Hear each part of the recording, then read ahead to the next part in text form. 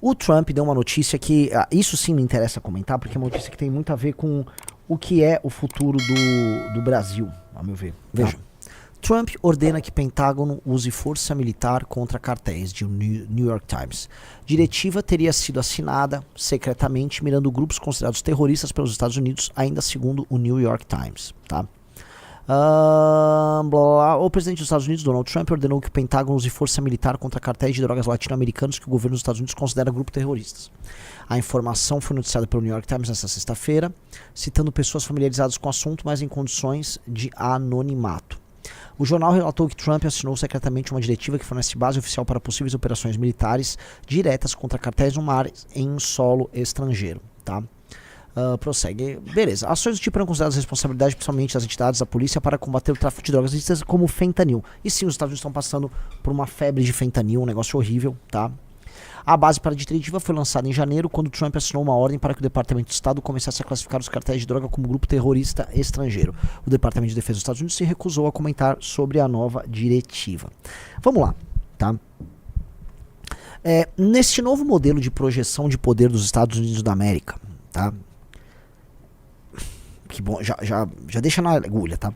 Nesse novo modelo de projeção de poder dos Estados Unidos perante o mundo, há de se entender que essa projeção coloca o Donald Trump como uma figura acima da nação americana, ou seja, ele tem uma noção quase régia de si, né? Ele se vê como uma figura real. É uma perspectiva patrimonialista, tanto que o tipo de capitalismo que o Trump pratica nos Estados Unidos é muito mais parecido com o capitalismo brasileira do que um capitalismo americana. Você fala, como assim? O Trump é filho de construtores, o trampo do Trump, né? Desculpa aí esse jogo de palavras patético, mas o trampo do Trump era muito conseguir licenças, brigava com o sindicato, arrumava licença para construir um lugar, um prédio, pegava uma grana com um cara, vendia pra outro, se vendia muito em cima da própria marca. Um cara que imita muito o estilo Donald Trump, por incrível que pareça, é o velho da van, que vincula a empresa dele a ele. Ele é a marca da empresa dele, né? Por mais que ela chame a van e não um velho, né? Mas ele virou o velho da van. Então é um estilão, tá? Que não tem a ver com aquele capitalismo tipo Bill Gates, tipo Steve Jobs, tipo Elon Musk. Por mais que o Elon Musk ainda seja muito presente como rosto das coisas, mas ele não é o capitalismo mais clássico que a gente imagina nos Estados Unidos, né? Até, vamos dizer, ele não é da natureza dele pertencer a um capitalismo impessoal dessas grandes corporações. Ele é a grande corporação, ele personifica as empresas dele. Todas as empresas dele são Trump. Você vai comprar um bife que é Trump. Inclusive o branding mesmo de tudo é meio confuso, né? Todos os produtos Trump, eles são... uma hora um produto ele pode ser high-end, às vezes vai ter um Trump Tower, que você vai alugar um espaço pra dormir lá, tipo um hotel, um cassino, mas é meio brega. Aí um bife que é meio brega. É tudo meio brega, meio exagerado. Eles pegam, vamos dizer, o comportamento... Eles pegam um padrão de consumo médio do homem branco, meio brega americano, e eles, né, fazem grana em cima disso. Então o Trump é isso. Ele é um produto de si, as empresas se confundem com ele. Ele se parece muito latino-americano. Volta a colocar, o Trump é muito brasileiro nisso. E aí, o que eu derivo desse assunto, tá? Se a relação do Trump com as empresas dele é assim, imagine com o governo americano. O governo americano é como se fosse uma empresa Trump hoje. Há uma confusão entre Trump e Estado americano. Aqui a gente começa essa proposição. Isso é um tema que eu conversei com o Orlando, né? O Trump é patrimonialista. Tanto que o centro de lobby, a central de lobby dos Estados Unidos não fica mais em Washington. Já parou pra pensar que o centro gravitacional do lobby americano se tornou Mar-a-Lago, que é basicamente um condomínio de casas que o Trump fez na Flórida, o Rizzo pode até procurar. É um condomínio de casas de luxo. E aí, os lobistas se reúnem em Mar-a-Lago com a turma do Trump. Então, grandes decisões políticas e econômicas americanas acontecem em Mar-a-Lago. O Trump, ele transferiu, tá, simbolicamente, parte do poder de Washington para Mar-a-Lago. Vocês entenderam? Tá na Flórida, inclusive um estado republicano, tá? Ali, ó, exatamente aí, tá? Então, este lugar é a Trumpolândia, tá? Esta aí é o Trumpolândia. Na Trumpolândia, em Trumpland, né, no Mar-a-Lago, ele toca um tipo de política pra fora e pra dentro, em que ele é o centro de tudo. Então, essa briga das tarifas, todo presidente, ou melhor, a todo presidente ou chefe de Estado, chefe de governo, é exigido o compromisso de encontrar o Trump. Ora, resolverei este assunto diretamente com o Trump. Vocês entenderam? Eu preciso que vocês entendam esse raciocínio. Esse raciocínio tá por trás, inclusive, vamos dizer, ele é um raciocínio subjacente a todas as ações políticas e econômicas que envolvam ele. Por mais que existam razões específicas para a questão econômica, e existam razões específicas para a questão política, tudo terá Trump no pano de fundo. Então, para resolver uma questão política, ou para resolver uma questão militar, ou para resolver uma questão econômica, você tem que se encontrar com o Trump e tudo circula ao redor do Trump. E ao fazer isso, quem ele esvazia, senhor Rafael Almeida Riso? A burocracia. O grande inimigo do Trump, gente, isso aqui é praticamente uma aula que eu tô dando aqui pra vocês, tá? Sobre, não tô falando nem política americana, tá? É sobre direita e mundo. A direita trumpista já entendeu, de fato, ela já entendeu que não dá para andar com um projeto que prepare a representação desta classe média americana de maneira efetiva diante dos desafios que ela tem, imigração, reindustrialização, confronto com China, tá? Tendo a ocupação que a esquerda fez na máquina burocrática como pano de fundo, e tendo a própria burocracia, que independente de ser esquerda ou direita, se tornando uma força em si, que naturalmente se mescla com a esquerda e que impede a governabilidade desse agente político populista. Então, o Trump, tá, pra gente ser bem direto, ao ser patrimonialista e ao centralizar todo o processo decisório nele, ele esvazia aquela ideia do Estado impessoal. E ao esvaziar a ideia do Estado impessoal, ele esvazia o burocrata, porque o burocrata se vale da impessoalidade para tornar suas ideias personalíssimas, ou melhor, as ideias do grupo dele, que são, vamos dizer, muitas vezes subjetivas, ou perspectivas ideológico-políticas, como coisas universais e normais. Sabe quando, por exemplo, vem uma decisão determinada de um órgão do governo, aí você recebe aquele papel frio, com papel timbrado, aquilo, a burocracia age ali. A ideologia da burocracia está impressa ali. A burocracia se protege na falta de rosto, na impessoalidade. E o Trump, ele tá com a personalidade dele, com a pessoalidade dele, ele tá desmontando a burocracia americana. Que é desejo dele desmontar essa burocracia. Ele se valeu do Elon Musk nisso, o Dodge era um pouco sobre isso. Mas, agora que todas as decisões políticas têm que passar por um encontro com ele, e ao pessoalizar ele como se os Estados Unidos da América fosse uma empresa Trump, o Trump simbolicamente esvazia essa burocracia. Ele já tratou ela como inimigo, como alguém gastona, como alguém que não atende os interesses dos americanos. Ele já fez tudo isso. Agora ele está esvaziando.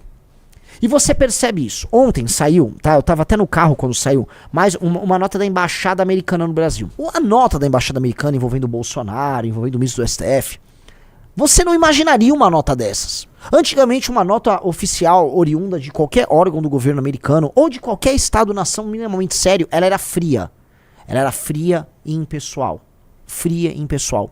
Vocês estão vendo que todas as notas que estão saindo do governo americano são cheias, algumas têm pontos de exclamação, são exageradas, elas têm aliados. Você descobriu que a embaixada dos Estados Unidos do Brasil tem um aliado, é o Bolsonaro.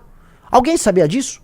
Se você for num consulado tirar um passaporte, tirar um visto, desculpa, num consulado americano, tirar uma dúvida, você está descobrindo agora que o consulado americano tem uma posição política sobre, vamos dizer, a política brasileira. Não era assim. Veja a nota da embaixada aí, põe na tela, olha. O ministro Moraes é o principal arquiteto da censura e perseguição contra Bolsonaro e seus apoiadores. Veja, não é uma nota impessoal. Vocês estão entendendo? Suas flagrantes violações de direitos humanos resultaram em sanções pela Lei Magnitsky determinadas pelo presidente Trump. Os aliados de Moraes no judiciário e outras esferas estão avisados para não apoiar nem facilitar a conduta de Moraes. Estamos monitorando a situação de perto. Ou seja, a embaixada disse que está monitorando. E isto nunca existiu. A nota oficial, não só da embaixada, mas de todos os órgãos oficiais do governo americano, estão parecendo tweets do Donald Trump. Você concorda com isso aqui, Riso? Sim. Vocês estão assistindo, estão entendendo que isto é um momento completamente novo, em que o Estado americano assume a forma do Donald Trump? Pô, isso é muito importante. Eu sei que essa aqui não vai ser uma live popular, mas é uma daquelas lives que vocês depois vão lembrar e falar: saquei. Os órgãos de Estado, eles se esvaziam do discurso por si só vazio da burocracia, sai aquele discurso do direito humanista, e entra um discurso que parece um tweet feito pelo Donald Trump. Ou seja, a embaixada dos Estados Unidos no Brasil avisa que está monitorando a situação brasileira de perto, tá? Por conta da censura e perseguição contra Bolsonaro e seus apoiadores. Esse é um novo momento mundial. Esse é um novo momento que, se os agentes políticos não se adaptarem, eles vão ser atropelados. Vocês acham que o Zelensky esperava aquilo que foi feito com ele no começo desse ano? Quando o Trump e o J.D. Vance chamaram ele lá e começaram a atacar ele, bater boca com ele, com a imprensa mundial ao redor dele. Fizeram uma armadilha pra ele. Armaram pra ele. O Macron teve essa mesma armadilha, só que o Macron é ligeiro e já saiu fora rápido. Ele soube até responder, retrucar o Donald Trump. O Stemmer lá também, o inglês. Pegaram o presidente da África do Sul, escrotizaram o presidente da África do Sul. Não tô falando que ele não merecia, não. Tá? Esta é a nova onda. Tudo que o Trump adoraria era ver o Lula numa reunião com ele no Salão Oval, e o que ele faria com o Lula, porque o Lula é frágil, já tá um velho frágil e já não sabe falar inglês. O que o Donald Trump, tá, faria com o Lula não tá no gibi. Mas tudo que ele quer é que o Lula vá lá. Reparem, todas essas reuniões, todos esses acordos, todas essas discussões terminam com uma exigência do encontro do chefe de Estado com o Lula, com o Trump, desculpa. O da Suíça rolou agora e não fecharam nem acordo. Esta pessoalização no Trump, tratando o Trump como uma figura régia, representa este novo momento. A gente tem até uma capa da Valete, por favor, que é aquela capa linda, né? Essa é linda, do Trump com... O Trump já como um César, né? O Trump como uma figura central, uma figura pós-republicana, tá? Era uma das previsões que nós fazíamos. Por quê? Porque a novíssima direita norte-americana, que você ouviu falar dela primeiro aqui,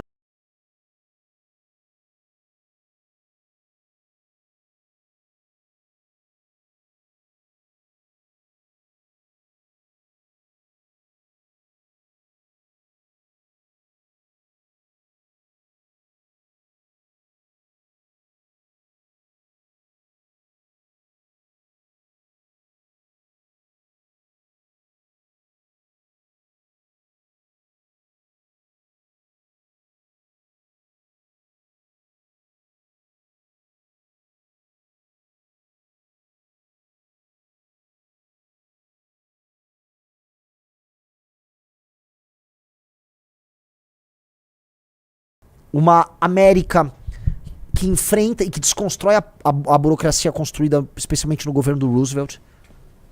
Uma América com uma burocracia diferente. Uma América com uso de inteligência artificial. Tá? E uma América com projeção de poder imperial sobre o mundo. E aí entra aquilo que eu queria colocar pra vocês logo no começo. Por favor, pega a notícia da Gazeta do Povo que você separou, Riso.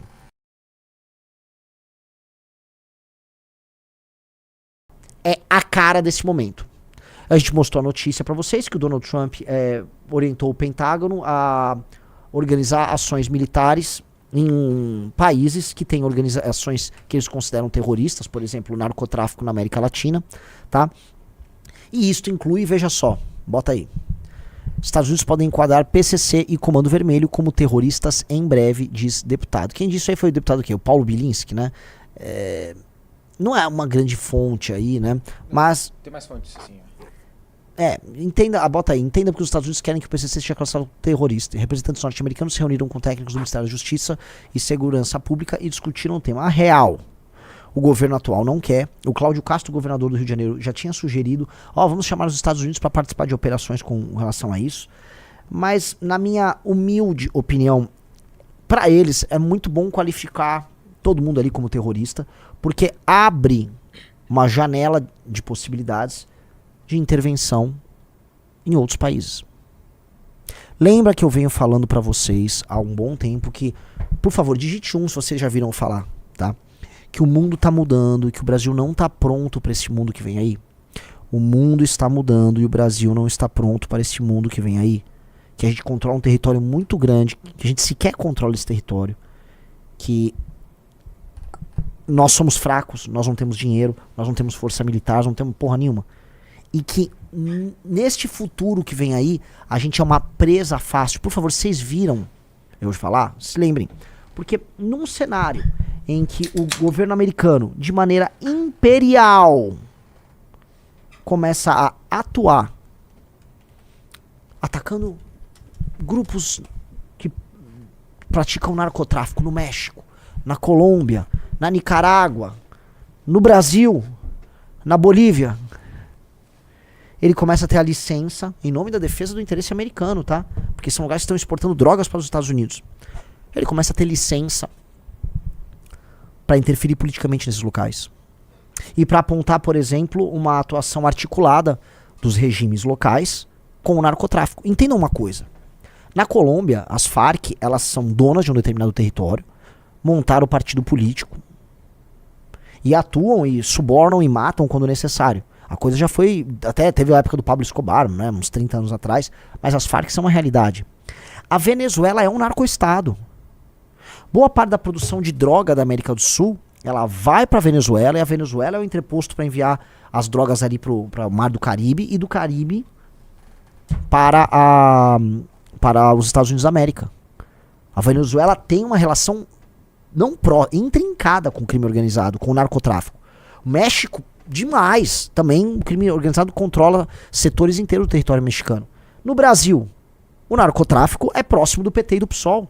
O narcotráfico se reúne com ministros de Estado, se reúne com membros do atual governo, se reúne com parlamentares, faz filme, coloca filme na Netflix, tem cantores que cantam na televisão, vão em festivais, na maior normalidade.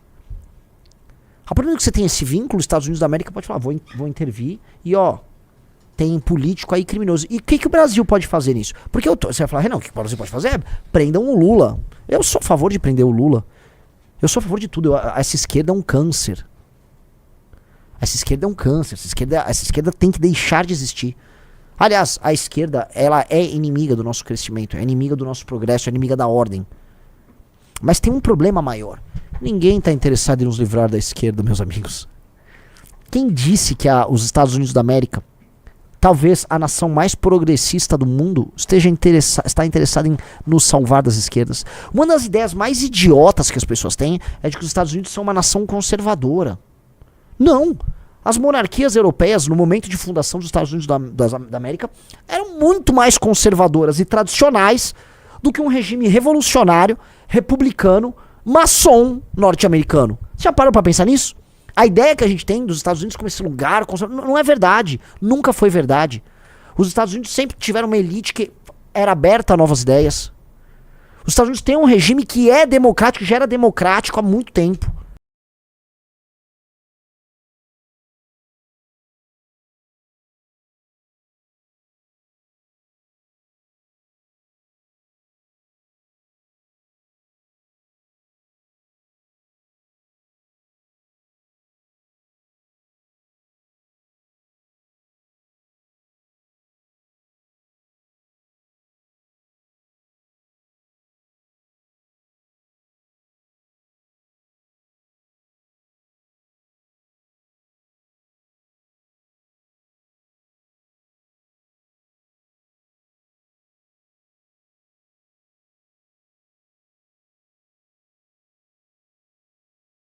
Entendam isso, tá? Então não tem os Estados Unidos da América interessados fortemente em... Não. Eles querem alinhar regimes a eles. Eles querem se alinhar. Querem fazer um alinhamento dos regimes. E é natural que eles procurem regimes... Em geral, regimes na América do Sul que tendem a ser mais conservadores, eles vão buscar um alinhamento natural com os Estados Unidos. Tá? Retornando. Alguém aqui não enxerga certo padrão? A gente já conversou aqui sobre algo que o professor Orlando Lima já falou algumas vezes, que é a ênfase que os Estados Unidos têm em realinhar a América do Sul, a América como um todo, tá? América do Norte, incluindo o Canadá, e a América Central e Sul, no seu quintal. É uma zona, é uma reserva de poder. Ali, as Américas são um estoque de poder dos Estados Unidos. Veja, os Estados Unidos pode falar que ele tem interesses em disputa no Oriente Médio. Ele pode falar que ele tem interesses em disputa no Mar Amarelo. Ele pode falar que ele tem interesses em disputa na Europa, ele não pensa que a América, como um todo, o continente americano, está em disputa. Ele considera que a América é reserva. Reserva de matéria-prima, espaços logísticos, espaços geográficos estratégicos para guerra. Vou dar um exemplo. Os Estados Unidos utilizou o Brasil como teatro de guerra, como um local para montar uma base, para essa base atuar no Atlântico. Os Estados Unidos fizeram, foi em Natal. Matéria-prima, reserva material humano. E todas as Américas. Isto inclui, inclusive, o Canadá. Repararam que a situação dele com o Canadá é especialmente tensa, muito como o Brasil? Já entenderam que o Canadá e o Brasil são as outras duas grandes nações, talvez inclua o México aí, das Américas para além dos Estados Unidos? E como ele está enquadrando com muita força Canadá, Brasil e México, que também está tensa a situação com o México. Não repararam isso? O professor Orlando Lima, ele é muito bom, e eu conversei muito já com isso com ele, em falar, Renan, não tire da mente esse alinhamento. E tem algo que conta mais aí, é uma coisa também muito pessoal, eu estou falando aqui, não dos Estados Unidos mais como esse ator impessoal, mas um ator personalista, que é a figura do chefe do Departamento de Estado americano, que é o Marco Rubio, que para ele a questão latino-americana é uma questão pessoal. Ele teve, não sei se foi o pai dele, ele teve familiares mortos ou torturados pelo regime cubano. Ele tem muita raiva dos regimes de esquerda latino-americanos. E com o Marco Rubio, inclusive, esse realinhamento pode, por uma questão personalíssima, acontecer dentro de um determinado prisma. Então, é muito engraçado, não engraçado, desculpa, é muito interessante, muito curioso, né, a gente acompanhar os Estados Unidos falarem dessas coisas nesses termos, porque isso explica, vamos dizer, explica mais uma ênfase que eles possam ter em interferir na América Latina, afastar a sombra chinesa que já estava se instalando por aqui e eventualmente começar a derrubar regimes. Eu não duvido, e aqui entra uma outra coisa, tá? Os Estados Unidos falando, por exemplo, de operações específicas. Como é que seria uma operação dos Estados Unidos para derrotar as Farc? Uma operação de guerra na floresta do exército americano? Pontual? Um bombardeio aqui, uma série de bombardeios, drones, ocupação, morte, sequestro de determinadas lideranças, eliminação deles, a Colômbia olhando só. Como é que funciona isso na Venezuela? Hoje, o mundo se encaminha para o uso de forças paramilitares e mercenárias. Há vamos dizer, há um novo mundo de mercenários pintando aí. O grupo Wagner é um exemplo disso. Então, neste novo mundo, os Estados Unidos podem fazer o uso de um novo aparato e uma nova forma de fazer guerra. O regime venezuelano pode ser derrubado de uma maneira curiosa. E aqui, como funcionaria isso? Será que eles atuariam para interferir e destruir o Comando Vermelho e o PCC?